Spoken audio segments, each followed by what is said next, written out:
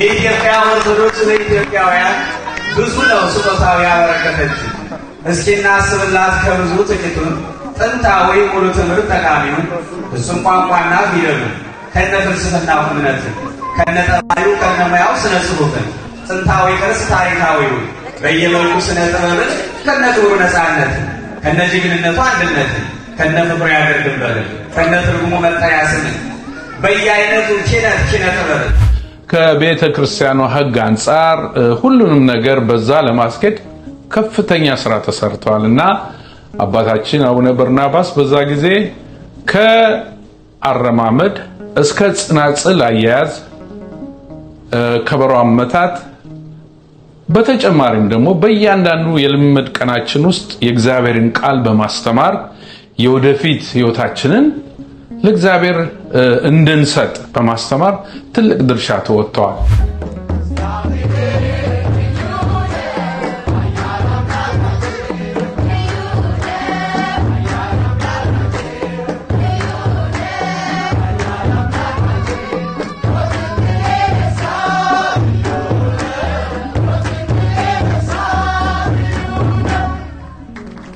ተዋሕዶ ኦርቶዶክስ እናታችን ይህ ሁሉ ሀብት አወረሰችን። አዲሱ ትውልድ አሁንም ቢሆን ከዶግማ ቀኖና ከቀኖና ባህል ለይቶ በመገንዘብ ለጥያቄ መልስ በመልክ በመልኩ ያወረሰችንን ሁሉም በያለበት ተቆርቋሪነትን ተምሮ እንዲያስተምር አንደኛው ሌላውን መታገል አለባት ቅድስት ቤተ ክርስቲያን። አባ ወልደ ትንሣኤን በእነዚህ ወደ ትክክለኛው አምልኮ እኔና ቤተ እግዚአብሔርን እናመልካለን የሚለው የመከራን ዘመን እንዴት መሻገር እንደሚቻል መጽሐፍ ቅዱሳዊ የሆነ ዕውቀትን ትምህርትን ቤተክርስቲያናዊ የሆነን ቤተክርስቲያንን ሀገርን ሃይማኖትን ሰው ሆነ እንድንሰራ ትልቅ አስተዋጽኦ ከነበራቸው ሰው አንዱ እሳቸው ናቸው።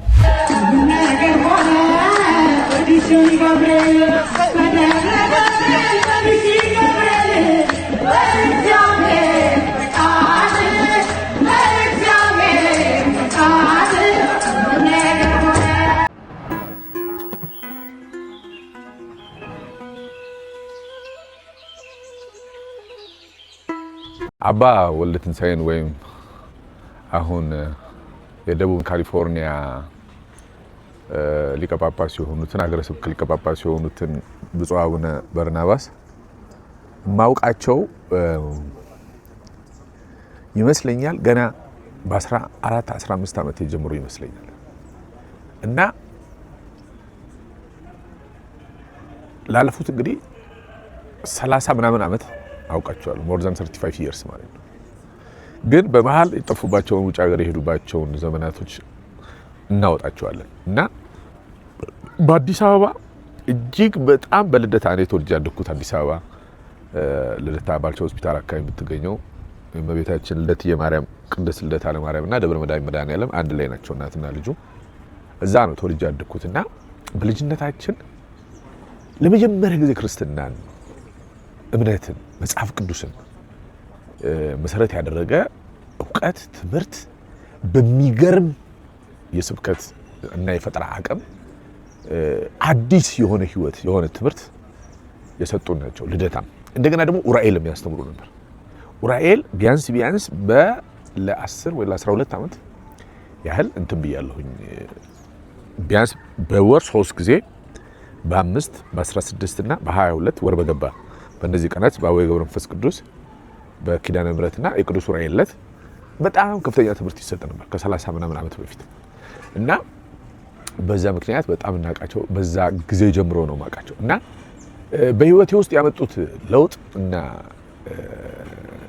በኔ ዘመን የነበረው በሙሉ የኦርቶዶክስ ተዋሕዶ እምነት አዲስ ነው ለብዙዎቻችን። የዚህ አይነት ጉባኤ ትምህርት ልደታ ነው የጀመረው በ10 ሰዓት የጉባኤ ትምህርት በነብፁዕ አቡነ ገብርኤል ይመስለኛል ካልተሳሳትኩ። በሳቸው እዛ ሁሉ የልደታ ጠባቂ ሆነው ቤት ሁሉ ነበራቸው ትዝ ይለኛል እና በልጅነታችን አሁን ለደረስኩበት በጣም በቃ የሚገርሟችሁ ሰው ናቸው። አሁን ለደረስኩበት ትልቅ መንፈሳዊ አስተዋጽኦ አላቸው ለመንፈሳዊ ህይወቴ ማለት ነው እና በጣም ወዳቸው በጣም ማከብራቸው ሚናፍቁኝ አሁን ከብዙ ዓመት በኋላ ከ30 ምናምን ዓመት በኋላ ብዙ ነገር ትረሳለህ ግን የዚህ አይነት አባቶች ልዩ ጣዕም አዲስ የነበረ በዛን ያህል ፓሽን ማስታወሳቸው በህይወቴ ውስጥ በጣም ወደዚህ ይሄ ፊልም ቲያትር ዩኒቨርሲቲ መግባት ከዛ ዝና የምትመስል ነገር መምጣት ምናምን ከነዚህ ሁሉ ነገሮች በፊት የተሰራሁት በእነዚህ አባቶች ነው። ትምህርታቸው ወንጌላቸው መቼም ድምጻቸው እስካሁን ድረስ አለ። ኢነርጂያቸው እሳቸው አሉ ሲባል ከመላው አዲስ አበባ ነበር ህዝብ እየጎረፈ የሚመጣው ራይልም ልደታም እና እኚህ አባት ለእኔ ብዙ ፈተና ለምሳሌ አንድ በነገራችሁ ሁለት ልንገራችሁ ይሄን ፕሮግራም ለምትከታተሉ ሁሉ ምናልባት ለወጣቶች ልጆች ሁሉ ሊጠቅም ስለሚችል አንድ እሳቸውንና ይሄ የእናቴ ልጅ እያሉ የሚያስተምሩት ቀሲስ መንግስቱ እንደገና ደግሞ አሁን አሜሪካ ያን ትልቅ ቸርች አለቃ ሆኗል ይመስለኛል መምህር ብርሃኑ ጎበና የሚባሉ ነፍሱን ይማር ደግሞ በጣም ወደው ማከብረው እንደዚሁ የምንወደው ከነሱ ቀጥሎ ይምጣ ከነሱ አካባቢ ይሁን ማላቀው ዘላለም መምህር ዘላለም አሁን ባለፈው አሜሪካ ነገር አልፎ ህይወቱ እዚህ የመጣውና የተቀበረው መቼም ስለሱ ሲሳስብ ልቤ ይሰበራል። እነዚህ አባ ወልደ ትንሳኤ በዋናነት ሆነው የሚያስተምሩንና የሚሰብኩን የነበረውን የ1980ዎቹ እና 90ዎቹ አካባቢ ያለነውን ትውልድ ህይወታችንን መንፈሳዊ ህይወታችንን መንገዳችንን የመንግስት ለውጥ ነበር ደርግ ወድቆ ወያኔ የመጣበት ጊዜ ነበር 83 ዓመተ ምህረት በዚህ ሁሉ ጊዜ ውስጥ የነሱ ህዝቡን የማስተማር የማንቃት እኔ ደግሞ ሁለት ልንገራችሁ ያልኩት ነገር አንድ 12ኛ ክፍል በጣም ጎበዝ ሆኜ የሃይስኩል ተማሪ ሆኜ እኔ አባቴም ትምህርት ቤት በተለይ ትምህርት ቤት የሚባል አለ ልደታ የአባቴ ትምህርት ቤት በ10 ሺዎች የሚቆጠሩ የተማሩበት ግን አሁን ላይ ሳስበው ይሄ የሰው ልጅ ይሄ ቦዲ ማይንድ ሶል ምንለው አለ አይደል ሁሉም አብሮ ተገንብቶ ማደግ አለበት ሶልህ ይሄ ስፒሪቹዋል ላይፍ የሚለመልመው በእንደነዚህ ያሉ አባቶች ጠንካራ ፋውንዴሽን ላይ የተመሰረተ ወጣት ትውልድ ሲኖር ነው እና እኔ አንድ 12ኛ ክፍል የጨረስኩት እኔ በ16 ዓመት ይላል ነጥብ አልመጣልህምና ዩኒቨርሲቲ አልገባም ማለት ደግሞ በቃ ህይወት ጨለመች ማለት ነው። ስለዚህ የነዚህ አይነት ሰዎች ትምህርት በኋላ ላይ ያው ነጥብን ለማሻሻል እየተማርን ሄደን እንትናልና አሻሽለን ዩኒቨርሲቲ ለመግባት ቻልን እንጂ መጀመሪያ ላይ የነበረውን ስብራታችንን የሞራል ስብራት የመንፈስ መድቀቅ ምክንያቱም የዛን ጊዜ ጎበዝ ሆነ ተመረ ምናምን ብቻ ነው ሰክሰስ የሚለካው የነበረው የዛን ጊዜ ያ ነገር ባለመሆኑ ባዘንበት ጊዜ ባዘንኩበት በተከፋውበት ህይወት ጨለማ በመሰለኝ ጊዜ በቲኔጀር ህይወት ላይ በወጣትነት ዘመን ፈጣሪህን አስብ አይደል የሚለው የእግዚአብሔርም ቃል ያን እንድናስብ መሰረት የጣሉት በጣም ቶፕ ከሆኑት እንደ ሶስት ሰው በህይወት ውስጥ ጥራ ብትል የመጀመሪያዎቹ ፋውንዴሽኑን የጣሉት ስለ መጽሐፍ ቅዱስ ትምህርት ስለ ቤተክርስቲያን ፍቅር ስለ ሀገር ስለ ሰውነት ሰው ሆነ ስለ መሰራት መጀመሪያ ፋውንዴሽኑን የሰሩት ብለው ከቤተሰቦቼ ቀጥሎ አያቴም ቀኝጌታ ማዘንጋ ታላቅ ሊቅ ነው አጎቶችም ሊቃውንት ካህናት ጳጳሳት አሉ ግን ስራዬ ብዬ ፈልጌ ከቤተ ክርስቲያን ሄጄ ወጥቶ መማር በአባ ወልደ ትንሳኤ በአሁኑ ብፁዕ አቡነ በርናባስ የካሊፎርኒያው ጳጳስ ነው እና የሚለየው ነገራቸው ምንድነው የትምህርት አሰጣጣቸው አዲስ ነው ለዚህ ነው በቃ እንደ ማር የሚጣፍጥ ለመጀመሪያ ጊዜ ከዛን ጊዜም ጀምሮ አሁንም ለተጨማሪ ንባብ የሚዳርግ ስብከት ዘዴ የሚጠቀሙ ሰው ናቸው እንዴ ይሄ ነገር እንዲህ ነው እንዴ ብለህ አስበህ ኦኬ እንደገና ያንን እንትን ለማለት ማለት ነው እና እኔ በጣም ትልቅ ፍቅር ትልቅ ክብር ያለኝ አንዱ ከዚህ አሁን ከነገርኩ ከተስፋ መቁረጥ ማትሪክስ ሳይመጣልን ከነበረው ህይወትን ጨለማ ከነበረው ነገር ፈጣሪን ተስፋ ማድረግ የሚያልፍ ቀን መሆኑን በህይወት ምን ስንቱን ልነግርህ ይችላል። አሁን በጣም ወዳቸውን ጥቅሶች ለሚያምን ሁሉ ይቻላል አምናችሁ በጸሎት የምትለምኑትን ሁሉ ትቀበላላችሁ መጽሐፍ ቅዱስን በጥልቀት እንዳነብ ከመጀመሪያው እስከ መጨረሻው ሃይማኖቴን ቤተክርስቲያንን እንዳውቅ በደንብ እንድረዳ ያደረጉኝ ከበላያቸው ዋናው አንዱ እሳቸው ናቸው። ሌላ ሁለተኛ ነግረህ በእነ ቀሲስ መንግስቱ በእነዚህ የእናቴ ልጅ በሚሉት እና በሳቸው ትምህርት እኛ ቤት ጨሌ ነበር የጨሌ እኔና ቤቴ እግዚአብሔርን እናመልካለን የሚል መጽሐፍ ቅዱስ ውስጥ ጠቅሰን ንጹህ አምልኮ ፈጣሪን ብቻ ማምለክን እንድንማር ያደረጉ ንጹህ የሃይማኖት የወንጌል ገበሬዎች መላቸው አሁን ላይ ተረዳ ደግሞ በእንደዚህ አይነት እስከ ጵጵስና ደረጃ ድረስ ደርሰው አንድን ሀገረ ስብከት የዚች ታላቅና ገናና ቅድስት ቤተክርስቲያን ሀገረ ስብከት የሚመሩ ትልቅ አባት እስከ መድረስ ድረስ ከንግግር ከትምህርታቸው ባለፈ የሚያወሩትና የሚናገሩትን የሚኖሩ አባት በህይወቴ በልጅነቴ የማውቀው ሰው ሲያስተምረኝ የነበረ አባት ተብሎ ወጣት ሆኖ ልጅ ሆኖ እኛ በጣም ትንንሾች ሆነን አስተምረውን እስከ ጵጵስና ደረጃ የደረሱ ማውቀው ሰው ሳይቸው እና ይሄ ስመሰከር ለኔ ኩራትና ደስታ ክብር ነው የሚሰማኝ። እግዚአብሔር ደግሞ እኔንም እድሜ ህይወት ሰጥቶ በብዙ የህይወት ፈተና ውስጥ አሳልፎ እሳቸውን በህይወት ኖረው ለዚህ ለእርግና 60 ይሞላቸው ይሆናል እንግዲህ መቼም እኮ ልጅ ናቸው እና ድሮም ገና ለጋ ወጣት ናቸው። በዛ እድሜያቸው ያን ሁሉ ዕውቀት ያን ሁሉ እኔ መንፈሳዊ ጸጋ ከየት እንዳመጡ በሺ የሚቆጠር ህዝብ ነው እየጎረፈ የሚያስተምሩ። ኡራኤልም እንደዛው በ5 በ16 በ22 ወር በገባ በሄድኩ ቁጥር በእነዚህ ሁሉ ቀናቶች ግቢው ተጥለቅልቆ የቅዱስ ኡራኤል ያደረገው ተአምር ይገለጻል። መጀመሪያ ወንጌል ትምህርት ይሰጣል። ከዛ በፊት ጸሎት አለ፣ መዝጊያ ጸሎት አለ፣ መዝሙር አለ።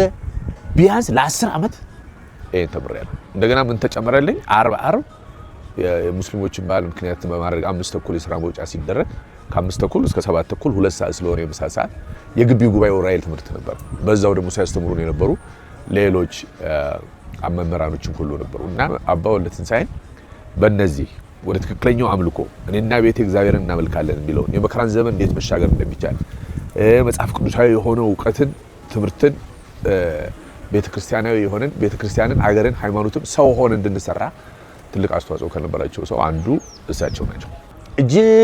እጅግ ከተደሰትኩበት እግዚአብሔር የእሳቸውን ልፋት ድካም ለዓለም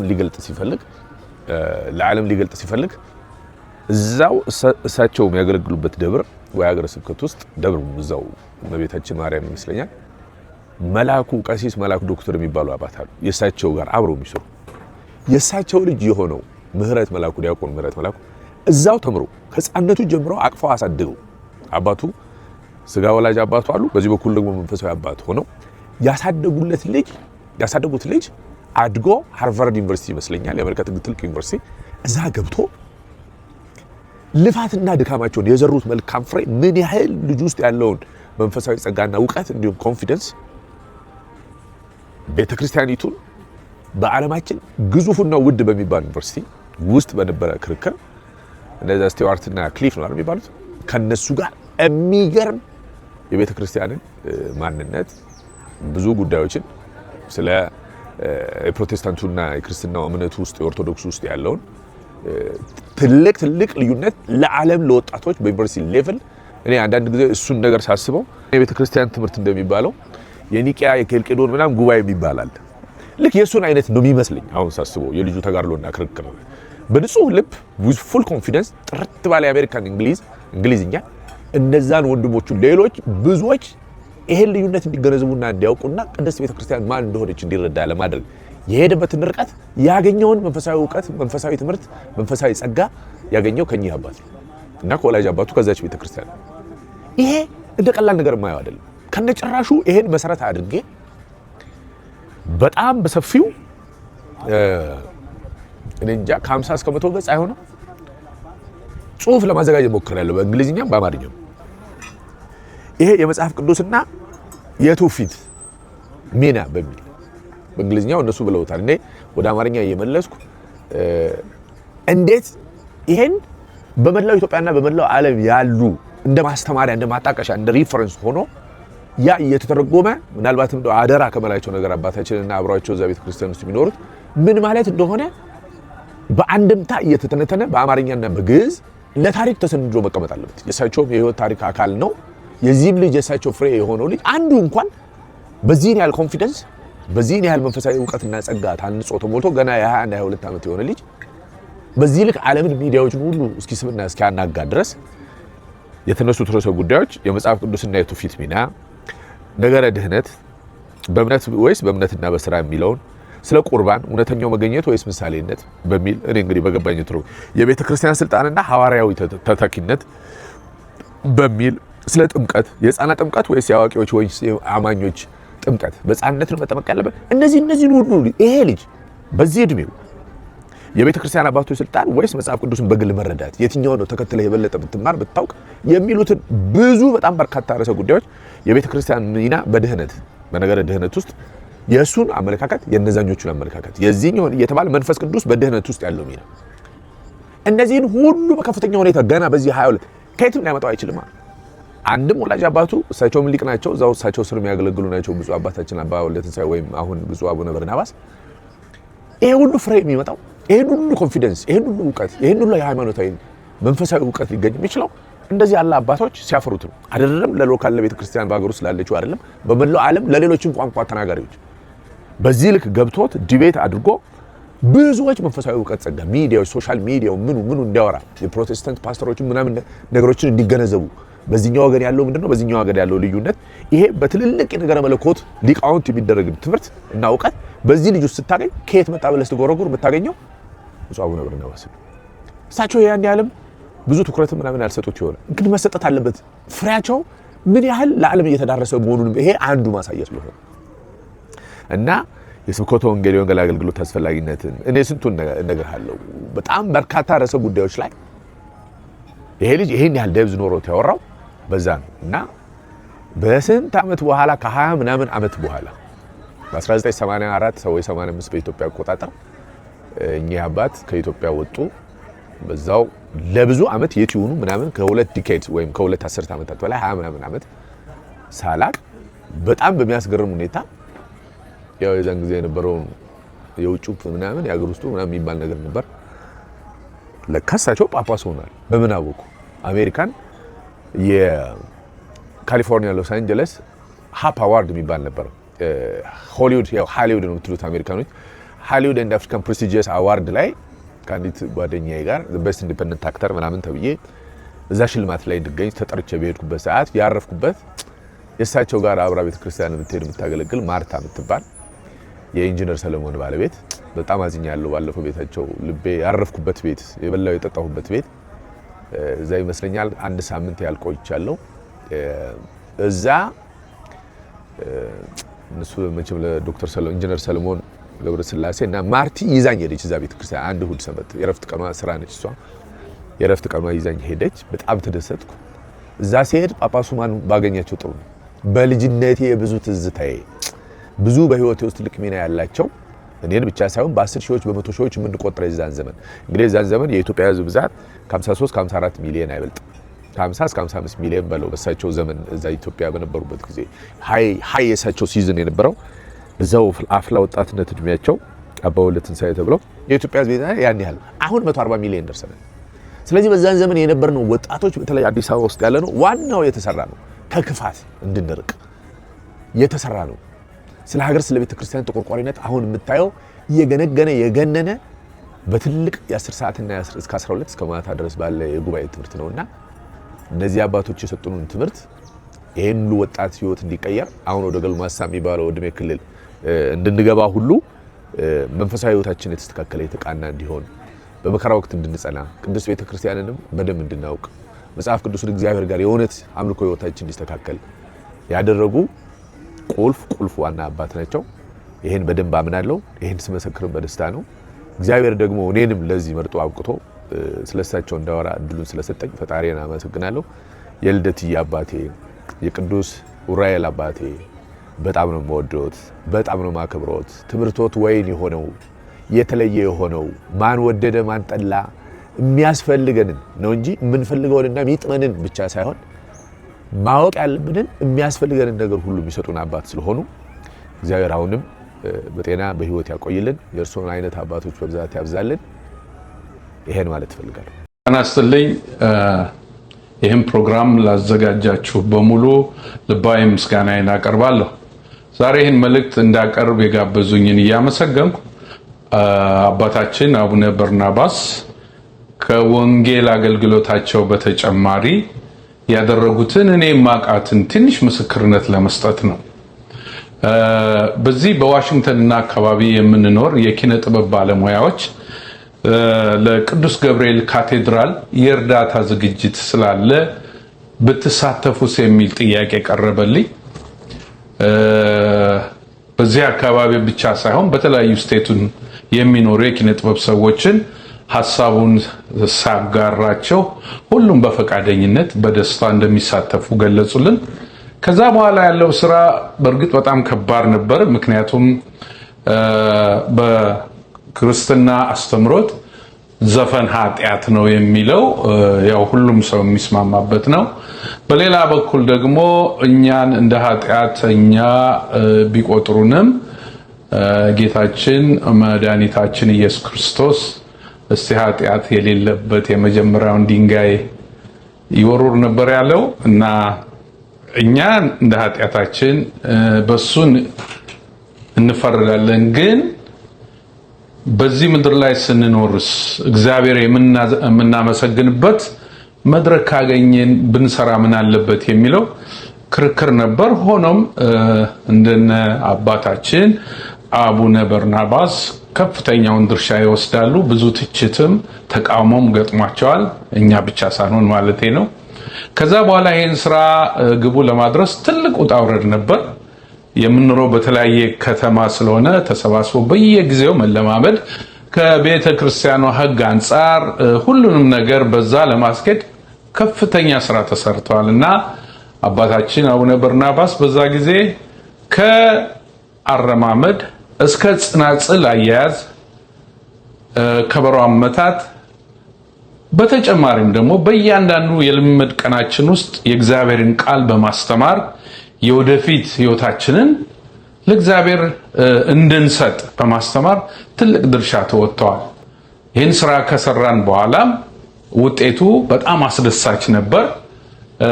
ከተገኘው ገንዘብ በላይ ቤተክርስቲያኑ ካሰበው በላይ ሁሉም ነገር የተሳካ ነበር። ግን የበለጠ የሚያስደስተው ስራው በመላው ኢትዮጵያና በውጭም ባለው ኢትዮጵያዊ ዘንድ ደርሶ ብዙ የኦርቶዶክስ ተዋሕዶ ቤተክርስቲያን ተከታይ ልጆች እንዲበረታቱ ወደ ቤታቸው እንዲመጡ እግዚአብሔርን ጊዜ እንዲሰጡት ወደ እግዚአብሔር እንዲመለሱ ለማድረግ ይሄ ስራ አስተዋጽኦ አድርጓል ብዬ አስባለሁ። ለዚህም ዋነኛው በተለያዩ ሌሎች የአውሮፓ ግዛቶች የሚኖሩ የጥበብ ሰዎችም ተመሳሳይ ስራ ሰርተዋል እና ይሄ ስራ ያለ አባታችን ያለ አቡነ በርናባስ የሚሳካ አልነበረም እና በዛ ወቅት ለኛም በግል ለኔም ላሳዩኝ ትምህርት፣ ታጋሽነት፣ የእግዚአብሔርን ቃል እንዳቅ መድረኩን በኦርቶዶክስ ተዋሕዶ ቤተክርስቲያን ሕግጋት መሰረት እንድንራመድበት እንድንዘምርበት ላደረጉት አስተዋጽኦ እግዚአብሔር ይባርከው ትላለሁ። ይህንን የሚያዘጋጃችሁትን እግዚአብሔር ይባርካችሁ። ለኔም ለሰጣችሁኝ እድል ከልቤ አመሰግናለሁ። ክብር ለእግዚአብሔር ይሁን። ወስብሐት ለእግዚአብሔር። እግዚአብሔር የተመሰገነ ይሁን።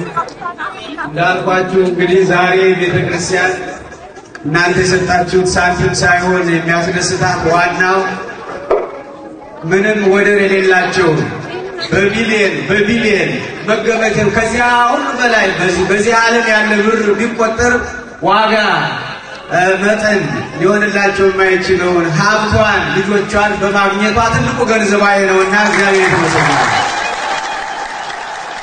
ሌላው ትንሽ ግጥም አለችኝና አዳም ኪነት በኢትዮጵያ ይቅርታ ምንም አደርግላቸው ስለሌለኝ ለእነዚህ ከያንያን ያለኝ እድል ያለችኝ መስጠት ነው። በግጥም ነው፣ በቅኔ መልክ ነው ልገጥም የሞከርኩት። ስማቸው ነዋይ ደበበ፣ ታማኝ በየነ፣ ሰሎሞን ተካ፣ ዓለምፀሐይ ወዳጆ፣ ደረጀ ደገፉ፣ ኤልያስ ተባባ፣ በዛ ወርቅ አስፋው፣ ሻምበል በላይነህ፣ ሰጠኝ አጠና፣ እያዩ በኔ፣ ካሳዬ ዘገየ፣ አበበ ተካ፣ ጸጋዬ እሸቱ፣ አቦነሽ አድነው፣ ምናለ ዳኘ፣ ህብስት ጥሩነህ፣ ይሁኔ በላይ፣ ፋንታውን ታደሰ፣ አረጋኸኝ ወራሽ። ከዚህም ሁሉ በላይ ደግሞ በቢሌ ባይኖር ደስ የሚለኝ ስም ታደሰ ወርቁ፣ ቴዎድሮስ አሳየ እና ህብር ነው። መጀመሪያ መግቢያውን ተከታተሉ። የኢትዮጵያ ኦርቶዶክስ ለኢትዮጵያውያን ብዙ ነው ስጦታው ያበረከተች። እስኪ እናስብላት ከብዙ ጥቂቱን፣ ጥንታዊ ሙሉ ትምህርት ጠቃሚውን፣ ፍጹም ቋንቋና ፊደሉን፣ ከነ ፍልስፍናው እምነትን። አንድ ነገር ይገርማል። ባይኖር ትዝ አለኝ እያነበብኩ ዛሬ ለካ ምን አይነት ተአምር ነው! የታማኝ ሚስት ወንድ ልጅ ወልዳ አድራለች። ዛሬ ይገርም ነገር ነው። እንኳን ደስ ያለ የኢትዮጵያ ኦርቶዶክስ ለኢትዮጵያውያን ብዙ ነው ስጦታው ያበረከተች። እስኪ እናስብላት ከብዙ ጥቂቱን ጥንታዊ ሙሉ ትምህርት ጠቃሚውን ፍጹም ቋንቋና ፊደሉን ከነ ፍልስፍናው እምነትን ከነ ጠባዩ ከነ ሙያው ስነ ጽሑፍን ጥንታዊ ቅርስ ታሪካዊውን በየመልኩ ስነ ጥበብን ከነ ክብሩ ነፃነትን ከነ ጀግንነቱ አንድነትን ከነ ፍቅሩ ያገር ድንበርን ከነ ትርጉሙ መጠሪያ ስምን በየአይነቱ ኪነ ጥበብን ተዋሕዶ ኦርቶዶክስ እናታችን ይህን ሁሉ ሀብት አወረሰችን። አዲሱ ትውልድ አሁንም ቢሆን ከዶግማ ቀኖና ከቀኖና ባህል ለይቶ በመገንዘብ ለጥያቄ መልስ በመልክ በመልኩ ያወረሰችንን ሁሉም በያለበት ተቆርቋሪነትን ተምሮ እንዲያስተምር አንደኛው ሌላውን መታገል አለባት ቅድስት ቤተክርስቲያን። የተነሳንበት ዋናው ኪነትን አስመልክቶ ነው። ከላይ ከተዘረዘሩት ቤተክርስቲያን ካወረሰችን ብዙ ሀብታት መሆኑ ግልጥ ነው። የሀገራችን ኪነት የሕዝብን አእምሮ አስደስቶ በማባበል ለማገናኘት ከመንፈስ ቅዱስ ከወንጌል ኪነት ከፍተኛውን ቦታ ይይዛል። መግለጫው የሕዝብ ብሶት፣ የሐዘን፣ የደስታው፣ የህብረት፣ የአንድነት የውስጣዊ ባህሪ መግለጫ መስታወት፣ በስደት ስብስብ ባዝኖ ላለመቅረት የወግ የማዕረግ መታወቂያ ኩራት ኪነት ነው ወገኔ። ከልብ አስተውሉት። ወንጌል አንዱ ሆኖ ዘራት ለዩ ስትል ኪነት ለወንጌሉ መንገድ ያመቻቻል። እኔው ይጀምራል ከዚህ ላይ አንዳንድ በማያውቀው ኪነትን ኮነነ መልካሙን ከመጥፎው ለይቶ ያላጤነ ዳኞች አልበየኑ ልባችን አዘነ እግዚአብሔር ግን ሰራ በታማኝ በየነ።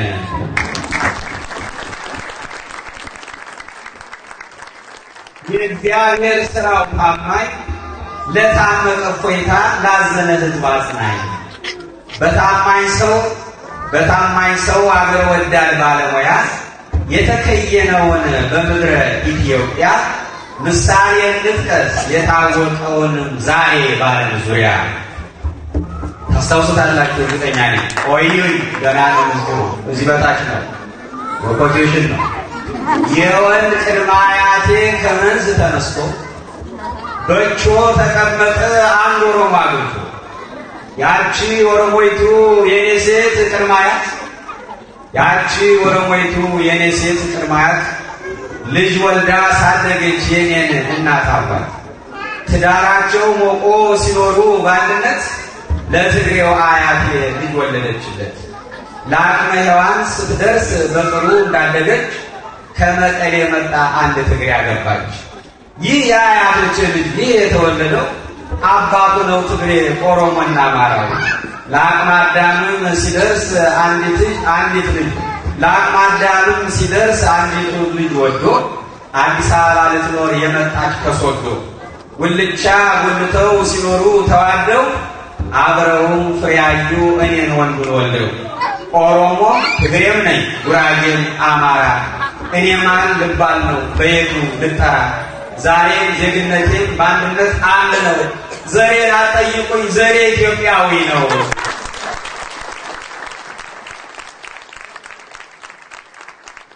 በማለት ታማኙ በኪነት ገለጠው። ኢትዮጵያ ሀገራችን ዛሬ የምትሻው እውነተኛ ታማኝ እንዲህ አይነት ሰው ነው። የኪነቱ ሙያ እንደዚህ አይነቱ ነው። ተከታተሉ፣ አይጥፋችሁ። አማርኛ ነው ግዕዝ አይደለም። አይዟችሁ ነው። የኪነቱ ሙያ እንደዚህ አይነቱ በምን ይለያል ከስብከቱ? የጥበባት ምንጭ ቤተ ክርስቲያን ላሳድግ ብትል ኪነ ጥበብን ገንዘብ ወሳኝ ነው እንተማመን። በዚህና በሌላው ምክንያት የኪነት ልጆቿ ጠፍተውባት የወላድ መካን ሆና አይተናት አዝነን ነበር ለዘመናት። አሁን ግን ልትንቀሳቀስ ንዋይ ሰጣት መንፈስ ቅዱስ።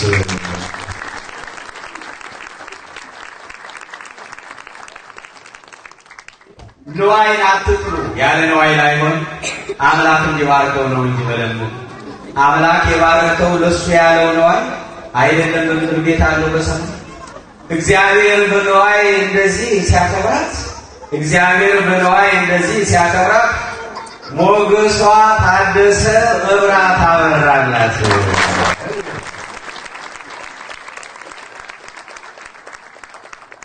ግርማ ቴዎድሮስ መፈራት ሆነላት። በዛ ወርቅ በቤቷ በረከት ሞላላት። በዛ ወርቅ በቤቷ በረከት ሞላላት። ዓለም ፀሐይ ብለን ስሟን ብንጠራው ከክብሯ አኳያ ይህም ሲያንስባት ነው። ህብስትን ብንላት ለተራበ እንጀራ ምስክርነት ነው የፈጣሪ ሥራ።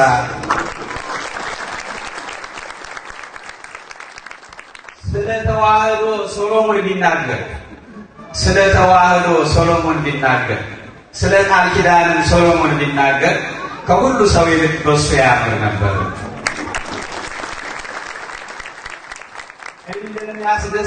እንደሚያስደስታት ሁሉም ሰው በሀብቱ ለእርሷ ይሁን ጸጋ የለሸቱ።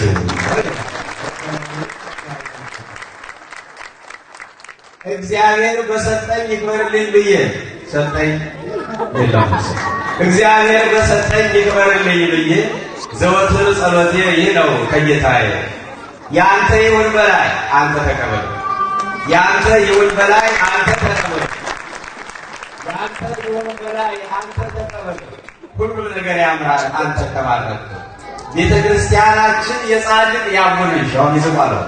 ቤተ ክርስቲያናችን የጻድቅ ያቦነሽ፣ ቤተ ክርስቲያናችን የጻድቅ ያቦነሽ የኤልያስ አክሊል የደረጀችሽ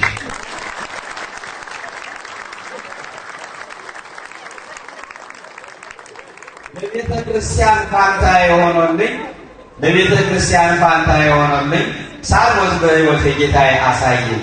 ታሳየ ዘገየ ምን አለ ዳኛው ስል መደማመን ታሳየ ዘገየ ምን አለ ዳኛው ስል በቤተ ክርስቲያን የልባችን ደርሷል።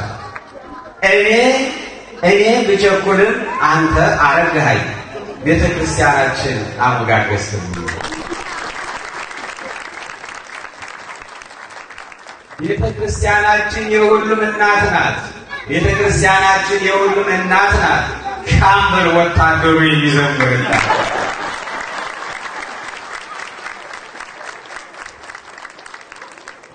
የቤተ ክርስቲያን ውበቷ ባበበ የቤተ ክርስቲያን ውበቷ ባበበ ትልቁም ትንሹም በጸጋ ተዋበ።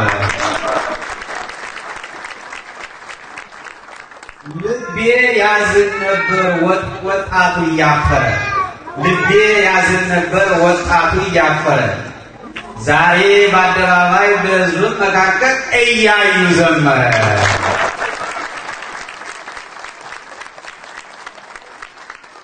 ኪነ ጥበባችን እንዲህ የዳበረው ጸጋ መንፈስ ቅዱስ በግልጥ የፈሰሰው በንዋይ መሆኑ ለሁሉም ግልጥ ነው።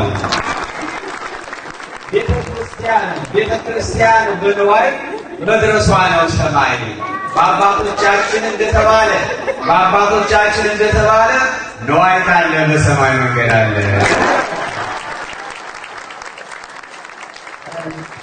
እግዚአብሔር በንዋይ እንደዚህ ሲያከብራት ሞገሷ ታደሰ መብራት አበራላት። ግርማ ቴዎድሮስ መፈራት ሆነላት። ግርማ ቴዎድሮስ መፈራት ሆነላት።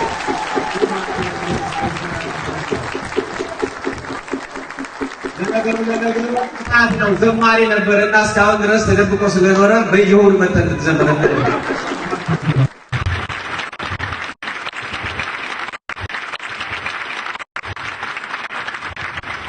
እግዚአብሔር ልዩ ነው ኃያል አምላካችን ልዩ ነው ኃያል አምላካችን ልዩ ነው ኃያል አምላካችን ልዩ ነው ሞትን የነሳው ልዩ